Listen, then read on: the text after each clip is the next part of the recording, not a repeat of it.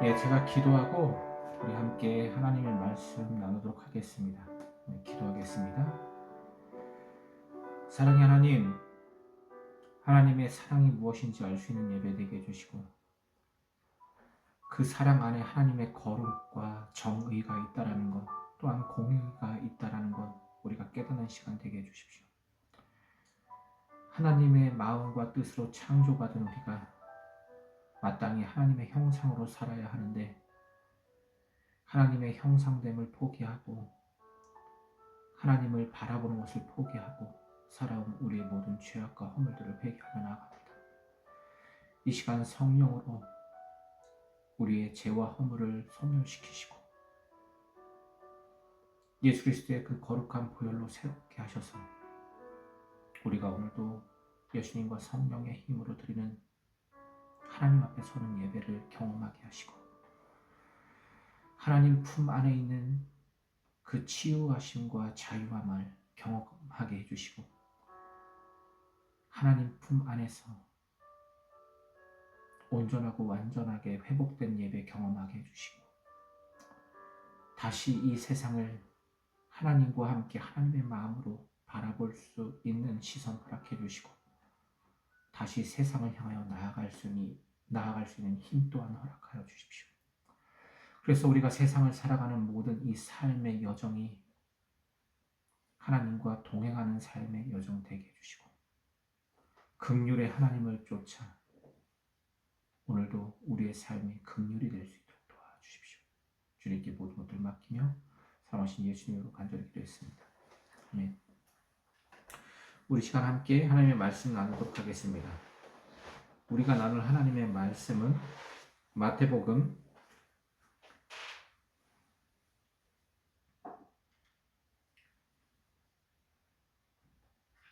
12장 15절부터 21절까지 말씀입니다. 상한 갈대를 꺾지 아니하며 두 번째 시간입니다. 제가 본문 메시지 봉독하도록 하겠습니다. 마태복음 12장 15절부터 21절까지 말씀입니다. 신약성서 18페이지에 있습니다. 예수께서 아시고 거기를 떠나시니 많은 사람이 따르는지라 예수께서 그들의 병을 다 고치시고 자기를 나타내지 말라 경고하셨으니 이는 선지자 이사야를 통하여 말씀하신 바 보라 내가 택한 종 곧 내 마음에 기뻐하는 바 내가 사랑하는 자로다. 내가 내 영을 그에게 줄 터이니 그가 심판을 이방에 알게 하리라. 그는 다투지도 아니하며 들레지도 아니하리니 아무도 길에서 그 소리를 듣지 못하리라. 상한 갈대를 꺾지 아니하며 꺼져가는 심지를 끄지 아니하시기를 심판하여 이길 때까지 하리니 또한 이방들이 그의 이름을 바라리라 함을 이루려 하심이니라. 아멘. 상한 갈대를 꺾지 아니하며 두 번째 시간입니다. 여러분 저번 주에 제가 실수한 게 있는데요. 제가 탕자의 비유에 그 집을 떠난 두 아들의 비유에서 예전에 성경에 탕자라고 이야기를 하는데 길을 잃은 두 번째 아들 비유를 들면서 제가 그때 사마리아 사람 이야기를 하면서 선한 사마리아 사람 이야기를 하면서 이 사마리아 사람들이 고대 이스라엘 북이스라엘과 남유다가 있었고 북이스라엘이 멸망할 때 이 사마리아 사람들이 바벨론에 의해 망했다라고 제가 잘못 이야기했습니다. 여러분 바벨론이 아니라 아시리아입니다. 아수르에 의해서 망하게 됐는데 그러고 나서 약 100여 년이 흐른 뒤에 남유다는 바벨론을 통해서 망하게 되는 것입니다. 근데 제가 그 사마리아 사람들이 아수르에 의해서 정말 다 파괴되고 그 아수르 군대에 의해서 점령당한 이 사마리아 성읍의 사람들은 정말 성적으로 엄청난 유린을 당하게 됩니다. 그러면서 그 아버지를 알 수 없는 아이들이 많이 태어나게 됐고 그 순수 혈통을 잃어버린 유대 민족을 전통 유대인들이라고 했던 남유다 사람들은 싫어하고 미워하고 멸시천대했습니다. 그것이 예수님 오시기까지 수백 년을 이어져 왔습니다. 그리고 예수님 시대에 사마리아 사람들은 전통 유대인들에 의해서 완전히 멸시천대받는 존재들이었습니다. 그럼에도 불구하고 사마리아 사람들은 그 사마리아에 갇혀서 사마리아 성읍에서 자신들 나름대로 하나님 앞에 예배했습니다. 그 대표적인 것이 여러분 요한복음에 등장하는 그 수가상 여인의 이야기입니다. 그리고 예수님은 의도적으로 사마리아 성에 들어가서 예배를 상실하고 하나님을 상실하고 같은 민족들에게 멸시천대받는 그 버려진 민족들을 위로하시고 찾아가시고 그들에게 예배를 회복하셨습니다. 그 예수님께서 하신 말씀에 오늘 우리가 다시 한번 귀를 기울여 보려고 합니다. 여러분, 안식일은 고대 유대인들에게 매우 중요한 날이었습니다. 왜냐하면 이 안식일은 하나님이 우리들에게 주신 아주 귀한 날이라고 생각했기 때문입니다. 그리고 이 안식일에 그 유대인들은 정말 최선을 다해서 안식일법을 지켜왔습니다. 그리고 나중에는 이 안식일이 왜 제정됐는지 그 이유를 까먹습니다. 여러분, 왜 공부를 열심히 해야 합니까? 우리 혜성이 왜 공부를 열심히 해야 해요? 선생님, 대학 가기 위해서요. 누가 그렇게 이야기했어요? 혜성이가요. 혜성이가 그렇게 이야기했어요? 네. 그런 말은 누가 해주지 않았는데 그냥 혜성이 혼자 그런 생각을 해봤어요? 대학 가기 위해서 공부하는 거예요. 혜성이는. 대학을 가기 위해서 공부를 해야 해요. 그래야지 성적 좋게 해서 가고 싶은 데 들어갈 수 있으니까요. 그럴 거예요? 여러분, 혜성이의 대답이 옳습니까? 왜 공부를 열심히 해야 합니까? 학생들이 왜 공부를 열심히 해야 되죠? 대학 가기 위해서요. 그럼 대학 가서 무엇을 할 겁니까? 혜성이 대학 가서 뭐 하게요? 사진학과 들어갈 거예요. 사진학과 들어갈 거예요? 사진학과 왜 가고 싶은데요? 왜냐면 사진 찍는 것도 좋고 그리고 또 외국도 가고 싶어요. 외국도 가고 싶고 사진학과 가기 위해서 공부를 열심히 하는 거네요. 여러분들도 대부분 혜성이가 말하는 것처럼 학창시절을 보내지 않았습니까? 왜 학생이 공부를 해야 합니까? 학생이기 때문입니다. 대학을 진학하고 나중에 무엇을 하기 위한 것은 차선의 문제죠. 학생으로서 학생의 본분을 다하는 것입니다. 그죠? 그렇게 학생으로서 학생의 본분을 다해서 살다 보면 나중에 어떤 선택을 할 때 그 선택의 갈림길에서 내가 한 만큼의 결과를 받는 것이죠. 여러분, 그러면 여러분은 예수님을 왜 믿습니까? 여러분들이 예수님을 믿는 이유는 무엇입니까? 이렇게 대답하시는 분 없어요? 복 받기 위해서요. 예수님 믿으면 지옥 안 가고 천국 가기 때문에요. 이렇게 대답하시는 분들 혹시 없습니까? 많은 분들이 그렇게 생각합니다. 예수님 왜 믿어요? 지옥 가지 않기 위해서, 천국 가기 위해서. 여러분, 사실 한번 생각해 보십시오. 지금 현대사회의 지옥이라는 곳이 어디입니까? 옛날 고대인들은 특별히 여러분 이 지옥이라는 것은 여러분 불교적 언어입니다. 네. 불교적 언어예요. 불교인들은 옛날 고대 불교인들은 용암이 불출돼서 막 땅으로 나와서 화산이 폭발하는 장면들이나 그런 것들을 보면서 이 땅 밑에는 굉장히 무서운 세계가 존재하는구나 라고 생각했습니다. 그게 고대인들의 정체성이에요. 그래서 땅속 깊은 곳에는 이 모든 우리의 생명을 집어삼키는 지옥, 땅 지자에 감옥, 땅에 감옥이 존재한다라고 생각했습니다. 그리고 우리나라 성서가 번역될 때 우리나라는 불교 문화권에 있었습니다. 그리고 유교 문화권에 있었습니다. 그래서 유교와 불교의 언어로 성서가 번역되어서 지옥이라는 표현들이 성서에도 잘 등장합니다. 근데 여러분, 땅속 깊은 곳에 지옥이 있습니까? 여러분들이 하나님을 잘못 믿고 안 믿고 예수님을 잘 안 따르고 예수님의 그 십자가를 외면하면 저 깊은 곳에 들어가서 그 용암과 함께 사는 곳이 지옥일까요? 지금 여러분 과학이 발전해서 이 지구의 중심에는 강력한 핵이 있음을 우리가 알고 있습니다. 그죠? 그죠? 그곳으로 우리가 가는 것일까요? 여러분, 또한 그 지옥에 완전히 반대되는 개념의 천국이 있습니다. 예수님을 잘 안 믿으면 지옥에 가고 예수님을 잘 믿으면 우리는 저 높은 하늘의 천국에 가는 것일까요? 여러분 생각은 어때요? 그리고 고대인들은 여러분 세상이 평평하다고 생각했습니다. 그래서 하늘과 땅을 이분법적으로 분리했고 저 높은 하늘 끝에는 하나님이 계시다라고 생각했습니다. 그리고 중국 사람들은 그곳을 하늘님이 계시는 하늘천, 그래서 천주의 보좌라고 생각했습니다. 우리나라 성서도 천국과 지옥 개념을 그렇게 중국의 문화와 문명을 가지고 왔어요. 그 이유는 제가 조금 더 자세히 좀 말씀드리겠습니다. 여러분 예전에 마테오 리치라는 사람이 있었습니다. 카톨릭 제수의 선교사의 한 분이셨어요. 제수의 선교사셨던 이 마테오 리치라는 분이 중국 선교를 가게 됩니다. 근데 중국에 갔는데 복음을 전하기가 너무 어려운 거예요.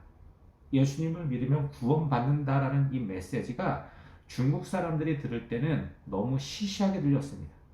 생로병사, 천지개벽에 대한 철학적 사고가 있었던 이 중국 사람들은 단순히 예수를 믿으면 구원받는다는 이 메시지를 멸시천지하고 듣지 않았습니다.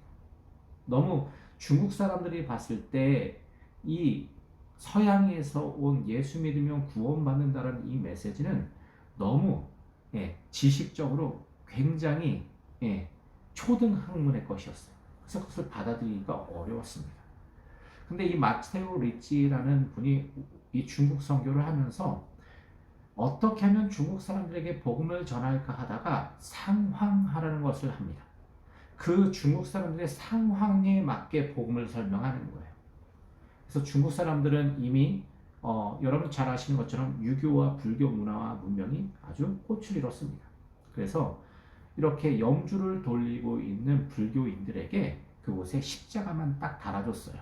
그리고 그것이 바로 기도다라고 했습니다. 그래서 지금도 천주교 신자들은 목줄을 돌리면서 기도합니다. 이게 다 마테오 리치의 역량이에요. 그리고 중국인들은 이미 하늘을 섬기고 있었습니다. 하늘님을. 그리고 그 하늘에 계신 그 주인이 하나님이다 이렇게 설명했어요. 마테오 리치가 중국 사람들에게. 그래서 중국 사람들은 마테오 리치가 전하는 그 메시지를 받아들이기 시작했습니다. 그러면서 마테오 리치가 전한 이 종교를 이렇게 불렀어요. 하늘천 주인주, 천주교라고 불렀습니다. 그렇게 천주교가 탄생된 거예요.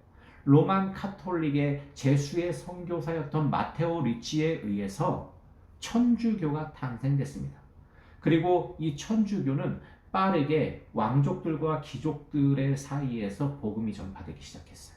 그러면서 마테오 리치는 그렇게 당시에 중국 귀족들과 왕족들의 후원을 받게 됩니다. 근데 마테오 리치를 시기했던 또 다른 선교사님들이 있어요. 자신들은 아무리 전해도 이 중국 선교가 너무 힘든데 마테오 리치는 승승장구하는 거예요. 그래서 그것을 아주 시기 가득한 눈으로 바라보다가 이 마테오 리치가 이단이라고 로마 교황청에 고발하기 시작합니다. 이 마테오 리치가 이상하게 복음을 전한다고. 불교 신자들이 돌리는 목주에다가 그냥 십자가 하나 덜렁 달라주고 그걸 교회라고 한다. 불교 신자가 믿는 하늘을 하나님이 계신 곳이라고 이야기하고 그것을 하나님의 나라라고 가르친다. 그래서 결국은 마테오 리치가 로마 교황청에 의해서 다시 로마로 소환되게 됩니다. 그리고 다시 중국 선교를 나갈 수가 없었어요. 그리고 나중에 이 마테오 리치의 그 의해서 복음을 듣게 된 사람들이 이 성경을 중국말로 번역하기 시작합니다. 한자 성경으로 번역하기 시작해요. 그리고 우리나라는 정말 재밌는 게 선교사보다 이 성경이 먼저 들어온 국가입니다. 그 중국어 성경이 이 우리나라 조선 땅에 들어오기 시작해요. 그리고 나중에 후에 이 중국말 성경이 우리나라 말로 번역되기 시작합니다. 한글로 번역되기 시작해요. 그러면서 마테오 리치의 영향에 받은 그 문자를 그대로 사용합니다. 지옥, 천국. 근데 여러분 제가 누누이 말씀드리지만 예수님을 믿는다는 것은 죽어서 천국 가고 지옥 가는 것이 아닙니다. 예수님을 믿는다는 것은 지금 이 시간 내가 예수 믿는 사람으로 살아가는 것입니다. 이것이 제자도입니다. 예수 믿었으니까 나 끝이야. 나 내 마음대로 살다가 나 이제 예수 믿었으니까 천국 가는 거야. 끝이야. 이건 여러분 구원파의 가르침이에요.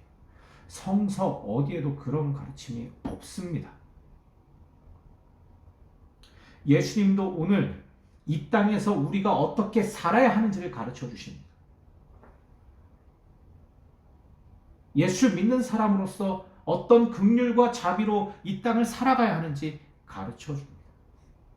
그리고 그렇게 예수님을 믿고 예수님과 같이 세상을 살아가는 사람들은 그리스도인이라고 부르고 그들을 성도라고 부르고 그들의 공동체를 교회라고 부르고 또 그들의 마음속에 친히 성령이 거하시는 성전이라고 말씀하십니다.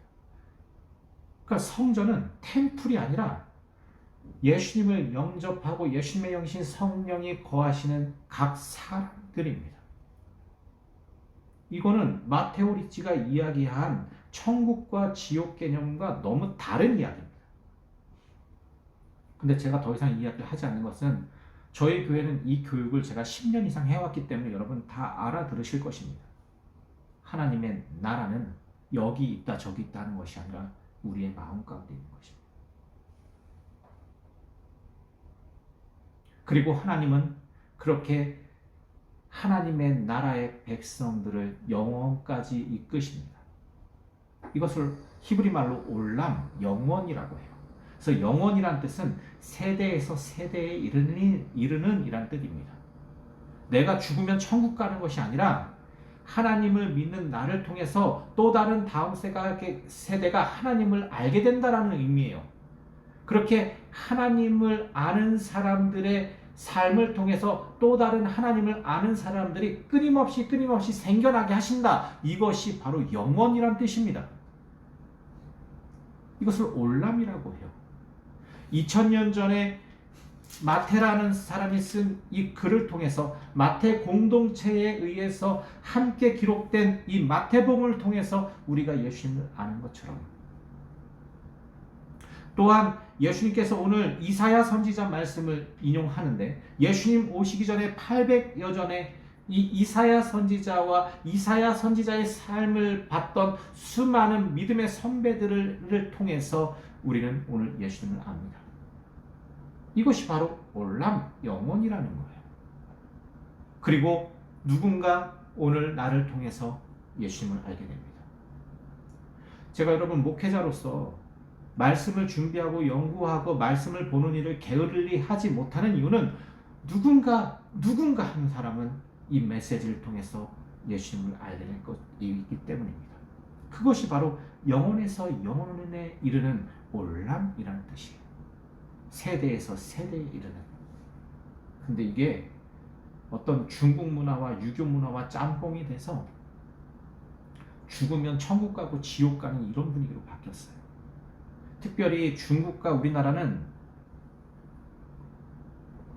아주 오랜 시간 유교와 불교의 문화를 받았기 때문에 이런 개념의 그런 사고와 사상을 아주 쉽게 받아들일 수가 있었습니다. 그러니까 마테오 리치로부터 시작된 천주교의 개념을 아주 쉽게 받아들일 수 있었어요.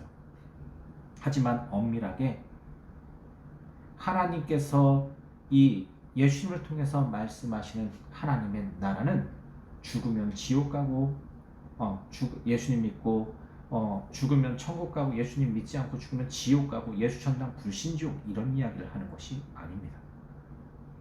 예수를 믿었다면 예수님 믿는 사람으로서 삶을 살아내야 한다라는 것을 더 명확하고 정확하게 가르쳐주는 것이 특별히 사복음서입니다. 특별히 이 마태복음은 우리들에게 제자도를 요구합니다. 다시 처음으로 돌아가자면 오늘 본문에 그 안식일을 지켰던 종교인들은 수세대에 걸쳐서 더 발전했습니다. 그러면서 예수님 시대에 안식일을 특별히 지켰던 이 바리새파 사람들은 안식일이 창시됐던 모세 시대 때보다 훨씬 더 많은 분량의 안식일 법을 만들어서 지켰습니다. 근데 여러분, 제가 다시 한번 이야기하지만 이 바리새파 사람들은 안식일의 핵심이 되는 핵심적 가치를 상실했습니다. 제가 아까 혜성이한테 왜 공부해야 되냐고 물어봤습니다. 그냥 좋은 대학 가야 된대요. 만약에 공부 못해서 좋은 대학 못 가면 어떡할 거예요? 또 해야죠. 또 해서 안 되면, 또 해야죠. 또 해서 안 되면, 또 해야죠. 될 때까지 해서 내가 원하는 학교에 갈 거예요? 네. 잘 안 되면요? 또 해야죠. 몇 살까지 할 거예요? 끝까지. 여러분, 우리가 신앙생활 이렇게 한단 말이에요. 천국 가기 위해서 지옥 안 가고, 나만 잘 되면 돼요. 나만 잘. 천국에 나만 가면 되거든. 나는 예수 잘 믿는 사람이야. 열심히 최선을 다해서 종교 활동 열심히 하고, 신앙생활이라고 둔갑된 이 시대의 안식일 지키기 위해서 노력하죠. 자, 그렇다면 안식일의 본질로 다시 들어가겠습니다. 하나님께서 모세를 통해서 안식일을 만드신 이유가 있습니다. 그것은 바로 사람을 보호하기 위해서입니다. 즉, 안식일보다 사람이 더 귀합니다. 사람을 지키고 보호하기 위해서 그 당시에 이집트에서 완전히 자유인이 된 이들을 더 강력한 법으로 하나님은 통제하실 수밖에 없었습니다. 여러분, 만약에 지금 어느 감옥에 있습니다. 감옥의 죄수들인데 그 죄수들에게 갑자기 해방을 선포하고 내보내는 거예요. 그러면 이 죄수들이 회개하는 마음으로 아름답고 정말 그 범죄를 더 이상 저지르지 않고 살아갈까요? 아니요. 더 큰 범죄를 저지르겠죠. 똑같습니다. 자유인이 된 이스라엘 백성들을 더 강력한 법으로 통제해야 사람을 보호할 수 있기 때문에 안식일법이 제정된 것입니다. 그래서 매주마다 돌아오는 안식일마다 하나님의 법도를 묵상하고 그 법도를 더 철저하게 지켜야 했습니다.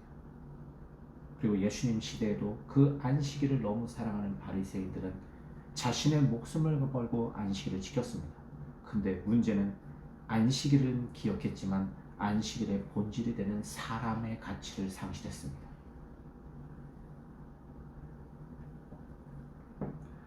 성서에서 예수님께서 정하신 인간의 가치, 한 사람의 가치는 한 영혼이 온 천하보다 귀하다는 것입니다. 즉, 안식일의 모든 법보다 더 귀한 것이 하나님의 형상인 사람됨의 가치입니다. 그 사람됨의 가치가 상실되면 사람은 더 이상 사람이 아닌 것이죠. 그래서 안식일법을 통해서 사람이 더욱 하나님과 가까워지도록 하는데, 또 안식일법을 통해서 사람과 사람이 더욱더 화목하고 가까워지는데 사용돼야 했던 것입니다. 근데 이 안식일법이 기득권 세력에 의해서 폭력이 되어버렸습니다. 그리고 심지어는 오늘 본문에 이 안식일법을 가졌던 바리새파 사람들은 가장 힘들고 어려운 손마른 한 사람을 데려다 앉혀놓고 그 영혼을 불쌍히 여기고 돌보기는커녕 그 불쌍한 영혼을 예수님을 죽이려고 시험하는 데 사용합니다. 여러분, 현대 교회는 안 그럴까요? 아니, 여러분들은 그러지 않습니까? 우리나라 속담에도 겨 묻은 개가 똥 묻은 개를 욕한다라는 속담이 있습니다. 예수님도 왜 남의 들보는 그렇게 잘 보면서 네 안의 들보는 보지 못하느냐? 남의 티, 남의 잘못은 그렇게 잘 보면서 왜 너의 티, 너의 잘못은 보지 못하느냐? 라는 말씀을 하십니다. 바리새파 사람들은 그 손마른 사람을 불쌍히 여기거나 그를 돕고자 하는 마음은 전혀 없었습니다. 예수님을 시험하고 어떻게든지 책 잡아서 죽이기 위해서 그 사람을 갖다가 마치 도구처럼 그렇게 사용했습니다. 여러분이 만약에 이 손마른 사람 입장이라면 어떠시겠습니까? 태어날 때부터 종교인들에 의해서 나는 나의 조상의 죄나 나의 죄 때문에 버림받은 인간이에요. 여러분, 이게 바로 예수천당 불신지옥이에요. 예수 믿으면 천국 가고 안 믿는 새끼들 다 지옥 간다. 니들 뭐냐? 이렇게 폭력적인 기독교의 모습하고 똑같은 것입니다. 이 기독교가 아니라 정말 욕하자면 개독교죠. 나는 구원받았고 넌 구원 못 받았어. 그 구원받은 권위와 특권을 조롱과 비판으로 삼는 사람들. 그러면 죄송하지만 그런 사람들 나중에 하나님 앞에, 예수님 앞에 심판받습니다. 불법을 행하는 자가 나는 너를 모른다. 썩 꺼져라. 주님 접니다. 제가 왔어요. 저 신앙생활 꽤 많이 한 거 아시죠? 제가 한 11조 기억하시죠? 제가 살아온 길 인생 기억하시죠? 불법을 행하는 자야 썩 꺼져라. 나는 너를 알지 못한다. 나는 너를 알지 못한다. 예수님을 믿는다고 하면서, 하나님을 안다고 하면서 바리새인들처럼 하나님과 전혀 상관없이 삶을 살아온 인생들. 이게 여러분 저일 수 있습니다. 그리고 바로 여러분일 수 있습니다. 이 무서운 메시지 앞에 여러분 우리를 세워보아야 합니다. 그리고 그 손 많은 사람의 마음에 한번 동참해 봅시다. 태어날 때부터 이런 종교인들에 의해서 억압과 멸시와 천대를 받고, 이제는 그 끝점에 이들에 의해서 예수님을 죽이려고 하는 도구가 되어서 서 있습니다. 마음이 어떨까요? 마음이 어떻겠어요? 너무 고통스럽고 불안하고 슬프지 않겠습니까? 근데 예수님은 그렇게 바리새파 사람들에게 잡힌 그 손 마른 사람, 그 아픈 사람을 터벅터벅 걸어오십니다. 향해 걸어오십니다. 그리고 그에게 말씀하십니다. 깨끗하게 되어라.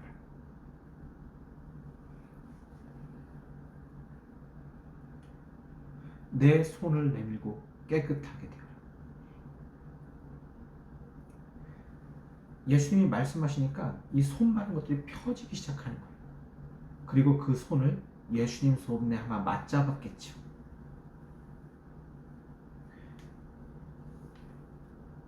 나의 죄, 조상의 죄 다 끌어안은 이 마름이 손을 내밀라 하신 예수님의 손 앞에 나아갔겠죠. 그리고 예수님 손을 만졌겠죠. 그리고 더 이상 이 사람은 이제 안식일에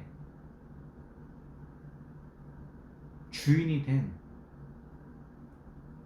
안식일에 가장 우두머리가 된 그 종교 지도자들 바리새파 사람들이 더 이상 책잡을 수 없는 사람이 되었습니다. 그들이 그렇게 죄인하며 억압했던 그는 더 이상 죄인일 수가 없습니다. 조상의 죄와 네 죄 때문에 네가 이 모양 이 꼴이 됐어.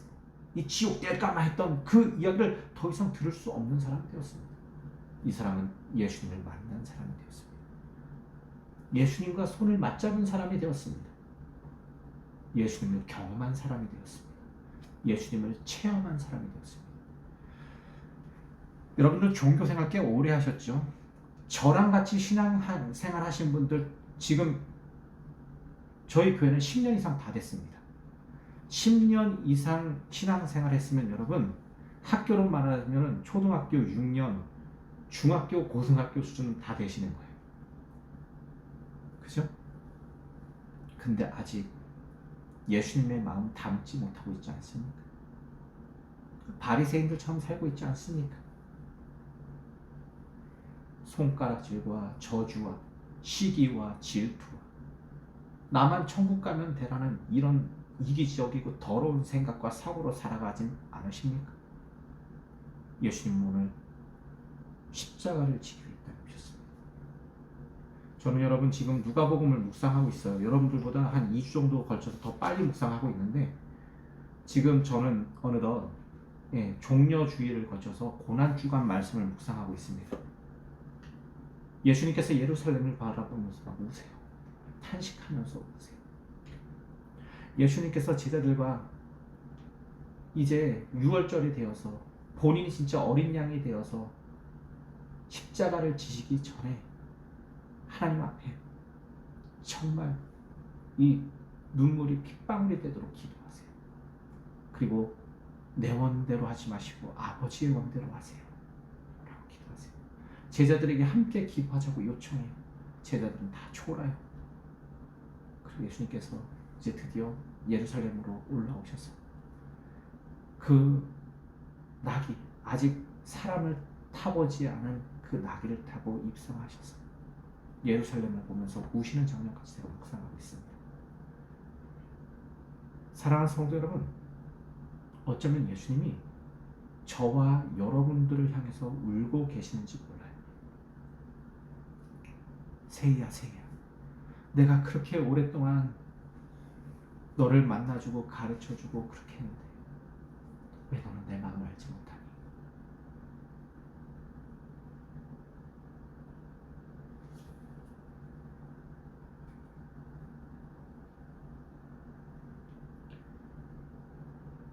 그리고 예수님은 그 수많은 모욕과 치욕과 매맞음을 당하시면서 십자가를 걸어 올라가십니다. 제가 다시 한번 이야기하지만 빌라도가 십자가에 예수님을 못 박은 것이 아닙니다. 본디오 빌라도는 끊임없이 예수님을 풀어주라고 했어요. 종교 지도자들이 아우성이었습니다. 종교 지도자들. 그들의 아우성에 의해서 예수님께서 십자가에 못 박히셔야 했습니다. 아니요. 그 종교 지도자들의 모습이 바로 저와 여러분들의 모습임을 명심해야 합니다. 내가 예수님을 십자가에 못 박았습니다. 아니요. 이 십자가의 길은 예수님께서 친히 스스로 걸어가신 길입니다. 그리고 이미 하나님이 그 모든 것들을 계획하신 길입니다.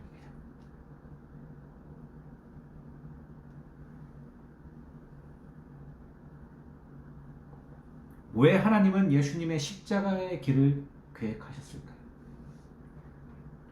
예수님 오시기 전 이미 700여 년 전에 이사야 선지자를 통해서 이 모든 것들을 말씀하시고 예견하셨습니다.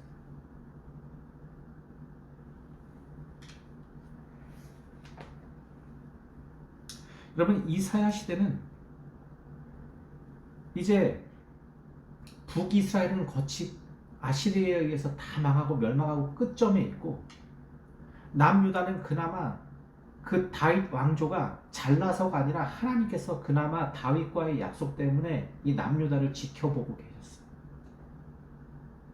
그럼에도 불구하고 남유다 사람들은, 그 왕정과 함께 있는 종교 지도자들은 북이스라엘이 멸망하는 것을 보면서 누구도 회개하고 정신 차리지 않았습니다. 여러분, 사람은 반드시 죽습니다. 죽어요. 반드시 죽습니다. 그 죽음의 시간이 순서대로 오는 게 아니에요. 언제 어떻게 누구에게 닥칠지 아무도 모릅니다. 그럼 제가 어쩌다가 우연히 인스타그램에서 뭐가 하나 있어서 그냥 떠서 봤는데, 이번에 여러분 잘 아시죠? 우리 혜진이의 고향인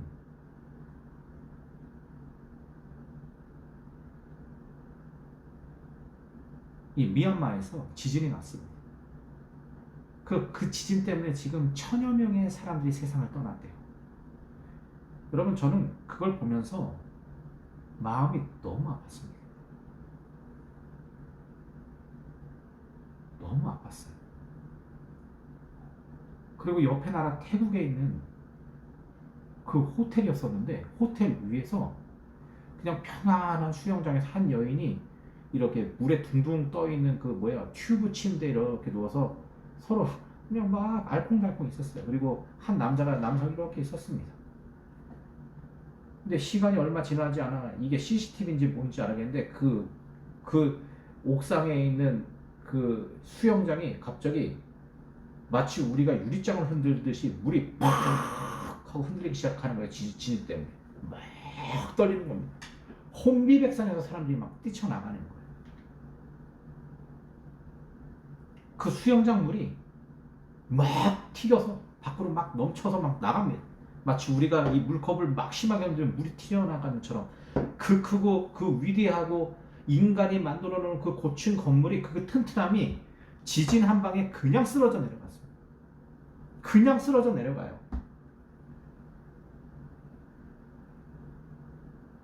수많은 어린아이와 아직 세상을 얼마 살아보지 않은 그 아이들이 수많은 사람이 세상을 떠났습니다. 하루아침에.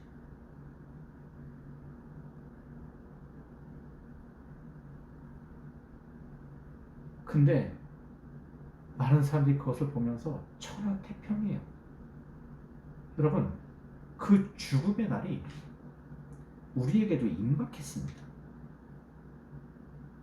제가 여러분 벌써 이제 곧 있으면 한국 나이로, 네, 한국도 이제 만 나이로 바뀌었죠. 곧 있으면 이제 50줄에 들어갑니다. 네, 지천명을 가까이 두고 있어요. 근데 여러분, 제가 살아온 날만큼 절대로 살 수 없습니다.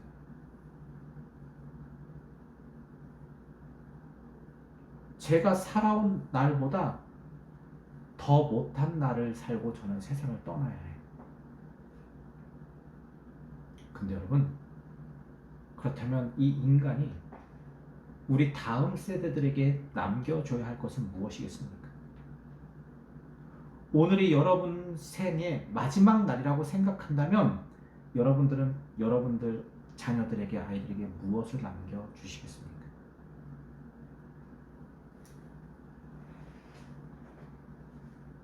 그리고 여러분들의 삶의 오늘이 마지막이라면 여러분들은 무슨 생각과 무슨 마음을 가지고 하나님 앞에 서시겠습니까? 이사야 선지자 시대 때 그 북이스라엘이 멸망하는 것을 보고 남유다 사람들은 고소하다. 저것들 저거 북이스라엘 저것들 하나님 말씀 안 듣고 아우 왕조가 바뀌더니 꼴 좋다 이러고 있었단 말이에요. 그것을 보고 하나님 저 모습이 제 모습입니다. 큰일 났습니다. 제가 죄인입니다. 제가 심판받아 마땅할 놈입니다. 하나님 저도 북이스라엘과 다를 게 없습니다라고 고백하는 인간들이 단 하나도 없었어요. 그런데 하나님 찾으시는 한 사람이 있었습니다. 그 사람이 바로 이사야라는 사람이었습니다. 이사야 선지자가 하나님의 그 놀라운 은혜와 임재를 바라봅니다. 그리고 그날은 우시야 왕이 죽던 해였습니다. 인간의 왕권이 끝나는 날, 그 패역한 인간의 왕권이 계속 지속되다가 우시야라는 왕권이 끝나는 날, 진짜 왕이신 하나님은 그 세상, 하나님이 창조하신 세상에 만연한 죄악들을 보고 계셨습니다. 그러나 하나님은 이 세상을 포기하지 않고 여전히 왕으로 계셨습니다. 그 이야기가 이사야 6장에 등장합니다. 우시야 왕이 죽던 해에 내가 본즉 주께서 높이 들린 보좌에 앉으셨는데 그의 옷자락은 성전에 가득하였고 스랍들이 모시고 섰는데 각기 6날개가 있어 둘로는 자기의 얼굴을 가리었고 그 둘로는 자기의 발을 가리었고 그 둘로는 날며 서로 불러 이르되 거룩하다 거룩하다 거룩하다 만군의 여호와여 그의 영광이 온 땅에 충만하도다 하더라. 자, 인간의 그 더러운 왕권이 지속되다가 한 왕 우시야라는 사람이 죽었습니다. 근데 영원을 다스리는 하나님은 오늘도 하나님의 나라에서 거룩한 보좌에 앉으신 이를 이 이사야가 보게끔 합니다. 그 거룩한 보좌에 앉으신 이가 누굽니까? 바로 예수님이십니다. 이사야는 똑똑히 봤습니다. 그래서 이사야가 너무 두려워서 하늘을 보지 못하고 땅에 엎드려 난 이제 죽었다는 겁니다. 난 이제 죽었다. 나 같은 죄인이 거룩한 하나님을 보아 죽었다. 그때 하나님께서 어떻게 하시죠? 성전에 수출들어 이사야의 입을 대십니다. 이것은 심판의 수치 아니라 거룩의 수치였습니다. 보통 고대 사람들은 불 그러면 멸망, 심판 이런 것들을 상징하고 그렇게 이해했습니다. 근데 그 불이 나에게서 와닿는데 그 불이 나에게 닿는 순간 그 불에 의해서 나는 거룩해지고 치유가 되었습니다. 그리고 이사야 선지자에게 하나님은 말씀하십니다. 나의 마음과 뜻을 이스라엘 사람들에게 전하고 선포하고 기록해라. 그러면서 나는 이 땅에 내가 기뻐하는 나의 정말 사랑하는 인자 새 왕을 보내겠다. 그 왕이 와서 예루살렘을 온전하고 완전하게 다스리겠다. 그리고 약 750년경 헤롯이 성전을 다시 짓고 재건했을 때 그 헤롯 성전의 멸망을 선언하시면서 예수님께서 이 땅에 오십니다. 그리고 그 예수님은 상한 갈대를 꺾지 아니하며 꺼져가는 심지를 끄지 아니하며 그렇게 온 인류를 사랑하시고 구원하시기 위해 자신을 거룩한 대속제물 어린 양의 피로써 자신을 산 제물로 드리십니다. 그리고 마태와 마태 공동체는 이 사건을 이사야 42장의 사건으로 해석합니다. 이사야 42장입니다. 내가 붙드는 나의 종 내 마음에 기뻐하는 자 곧 내가 택한 사람을 보라. 보라. 하나님이 말씀하시는 거예요. 이사야에게. 이때는 여러분 이제 북이스라엘은 아시리아에 의해서 거의 다 멸망해 가고 남유다 그 마지막 왕조를 향해서 가는 남유다를 향해서 하나님께서 선포하는 메시지입니다. 모든 남유다의 왕들도 패역하고 더럽게 하나님을 버려버렸습니다. 그러나 하나님은 그 이스라엘을 버리지 않으셨습니다.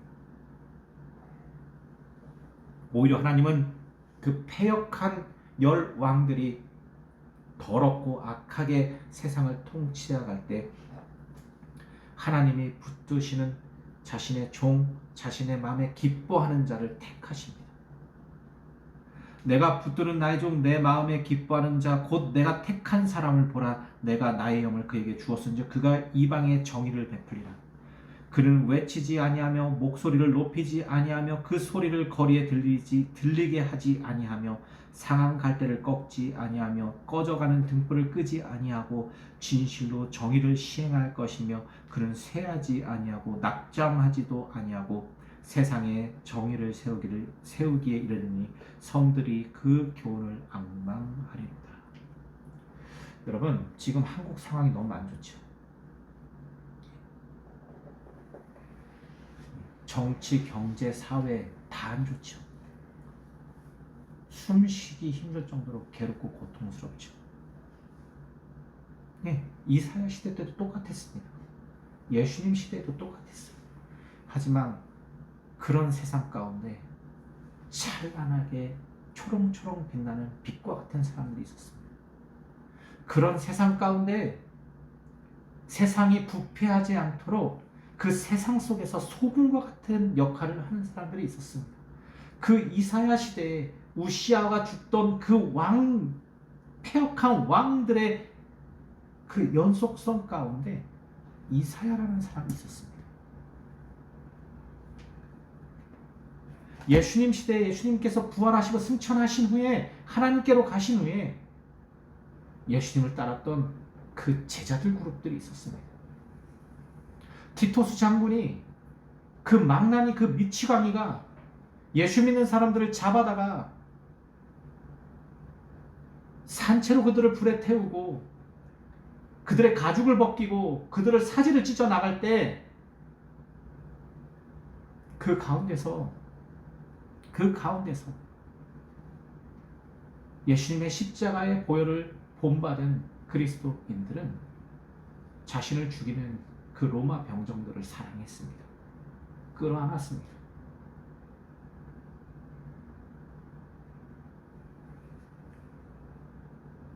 그 대표적인 편지가 여러분 우리가 이번 달 묵상하는 누가복음입니다.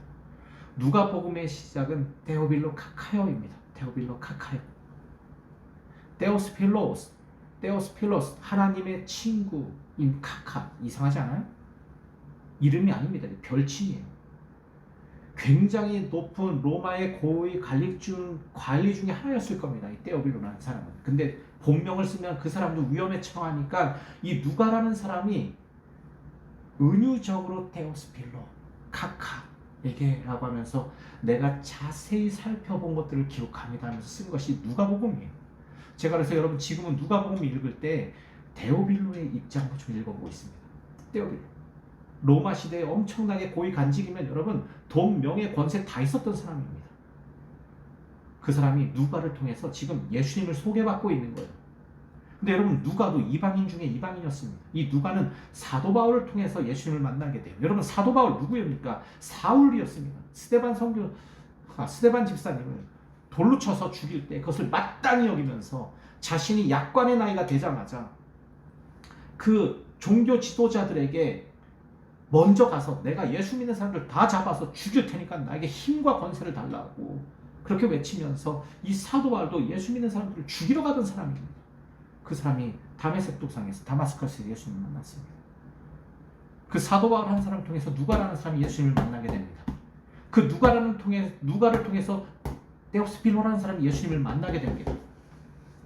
그 글이 첫 번째 글이 누가복음이고 두 번째 글이 여러분 잘 아시는 사도행전입니다. 그리고 2000년이 지난 지금 우리는 그 누가복음을 이번 달 다음 달 연속으로 묵상하면서 한번 데오빌로가 되어봅시다. 여러분 이 데오빌로가 누가복음에서는 카카로 등장하는데 사도행전에서는 그 카카라는 호칭이 사라집니다. 아마도 누가의 편지를 읽은 이 데오빌로라는 이 카카가 그 자리에서 내려와서 고난받는 그리스도인이 된 것 같습니다. 여러분 그 당시에 모든 권세를 갖고 있는 로마의 총지휘관이 한순간에 당신의 로마에서 박해받는 교회의 일꾼이 된다는 거예요.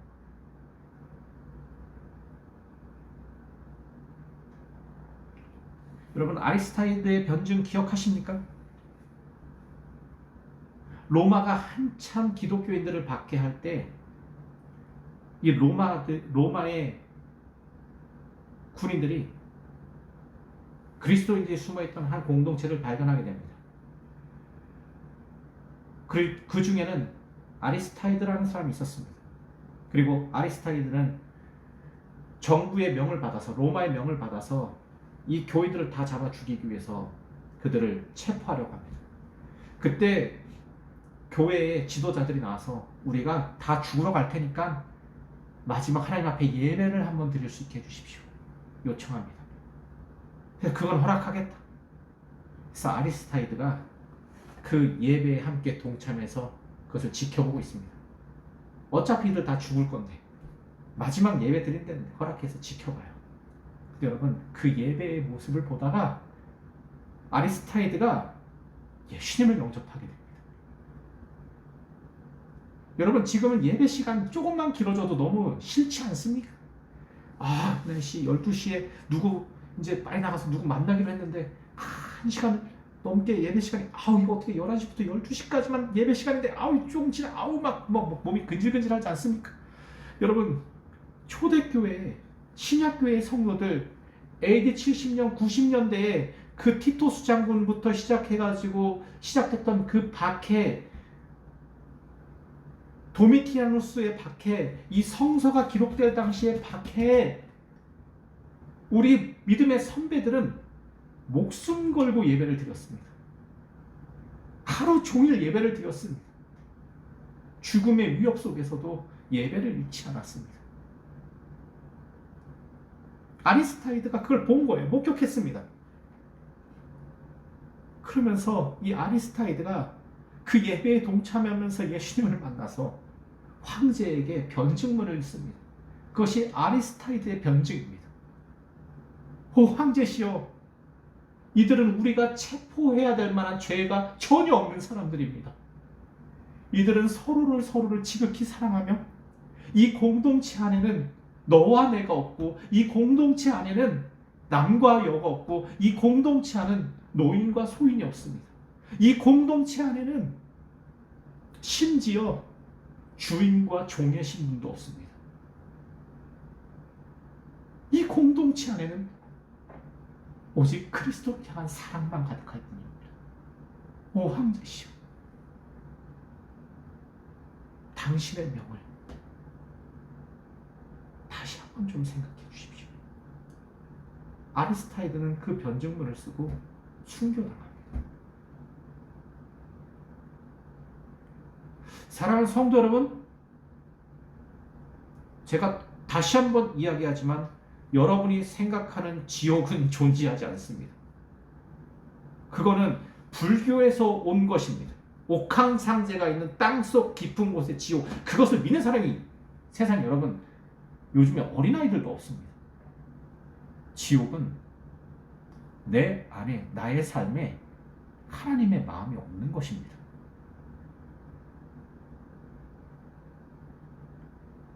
나의 삶에 예수님과 동행하는 발걸음이 없는 것입니다. 나의 생각과 나의 눈빛과 나의 이야기와 나의 삶 속에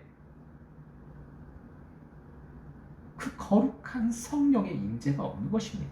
이게 지옥이에요. 하나님과의 동행이 끊어져 버린 나의 삶이 지옥입니다. 그러면 여러분, 천국은 어디냐? 하나님과 동행하는 나의 삶입니다. 성령이 끊임없이 내 안에서 역사하시는 그 나의 삶이 하나님의 나라입니다. 오늘도 비록 힘들고 어렵고 지치고 피곤하고 고되지만 그 예수의 길을 한 걸음 한 걸음 따라가는 것이 하나님의 나라입니다. 그리고 죽으면 하나님이 알아서 하시겠죠. 죽음 이후의 사후의 세계에 대해서는 정확하고 명확하게 기록된 성서 구조는 없습니다. 그것은 하나님 나라의 비밀입니다.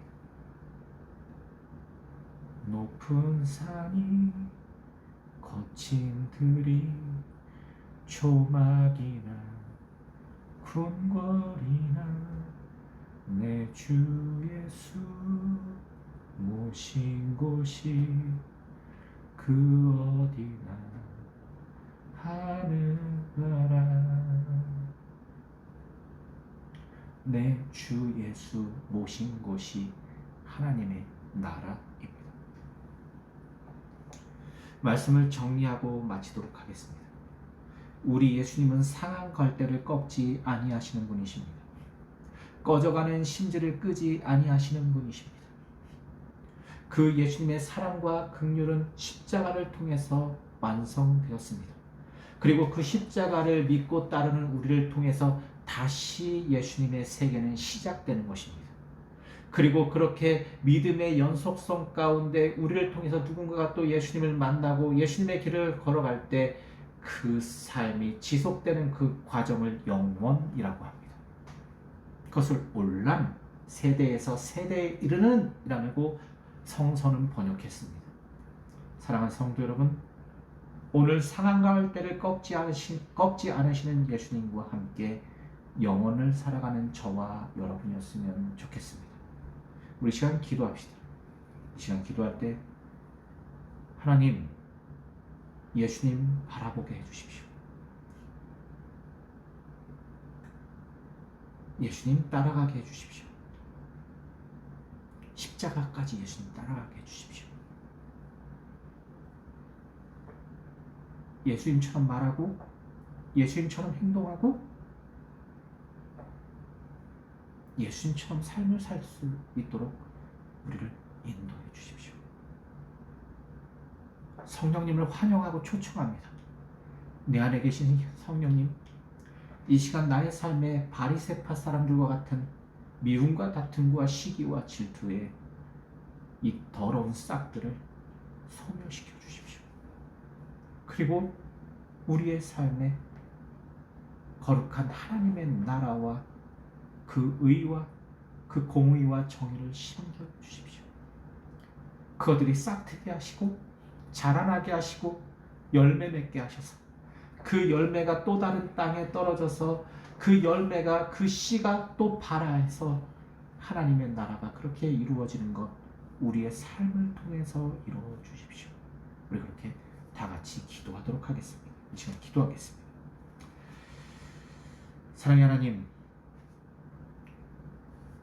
오늘도 예수님 바라보고 따라가는 저희 공동체 되게 해주시고 우리의 삶의 끝점에 계신 하나님을 만나는 것이 아니라 여기 우리와 함께 계시는 임마누엘 하나님을 만나는 시간, 더 깊게 교제하고 교통하는 시간 될 수 있도록 성령이여 역사하여 주십시오. 오늘도 상한 갈대를 꺾지 아니하시고 꺼져가는 심지를 끄지 않으시는 그 거룩한 예수님과 동행하는 우리 공동체 되게 해주시고 이 공동체가 하나님의 나라 되게 해주시고 이 공동체에 들어오는 모든 사람들이 하나님의 나라를 경험할 수 있는 힘과 능력을 허락해 주십시오. 주님께 모든 것을 맡기며 사랑하신 예수 그리스도로 간절히 기도했습니다. 아멘. 우리 시간 예수님이 가르쳐주신 기도로 오늘 예배 마치도록 하겠습니다. 하늘에 계신 우리 아버지, 이름이 거룩히 여김을 받으시오며 나라의 영광이시며 뜻이 하늘에서 이룬 것 같이 땅에서도 이루어지이다. 오늘날 우리에게 일어나는 것을 주옵시고 우리가 우리에게 죄진 자를 사하지 것 같이 우리의 죄를 사하지 주옵시고 우리를 시험하지 마시옵시고 다만 악에서 구하소서. 나라와 권세는 아버지께 영원히 있사옵나이다. 사랑하는 성도 여러분, 제자가 되는 과정이 결코 쉽지 않습니다. 예수를 믿기만 하면 다 된다는 그 믿음이 지켜가는 것 쉽지가 않습니다. 그럼에도 불구하고 우리는 그 쉽지 않은 길을 반드시 걸어가야 합니다. 감사합니다. 예배 마쳤습니다.